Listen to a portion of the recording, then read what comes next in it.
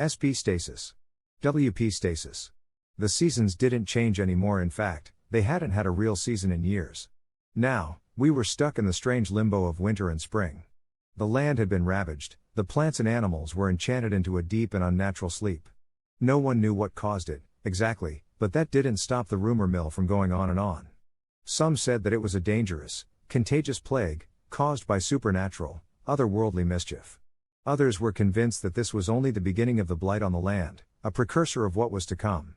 Astrologers were brought in, as well as thaumaturges that claimed for a certain sum that they could set everything to rights again. But it turned out that the princess was the one who set out on a quest to restore balance, and she chose me, of all people, to accompany her.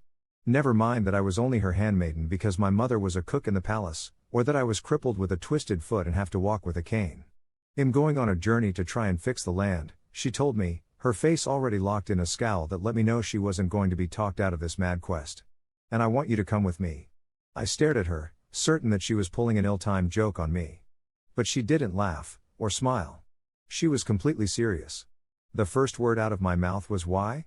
She blinked, as if, of all the things she'd expected to say, that was the last thing. But no matter how I pleaded, she wouldn't budge. Either I was going with her, or she wasn't going at all. It didn't matter what the king and queen said, or their cabinet of advisors. The princess was going with her servant. Only this wasn't just for companionship, I realized later. No, my purpose in this was sinister, but I didn't realize that until later. We both rode a horse, with her behind me, holding the reins. We were following a lead, and I gritted my teeth, feeling my bones rattle with every new hoofbeat. There had been rumors that the source of the disruptive magic came from tainted river water, and the princess thought that it was as good a lead as any to start with. We left our steed tied to a tree and walked on, with me struggling to keep up. Even on a man-made floor it was nearly impossible for me to stay upright, let alone the forests.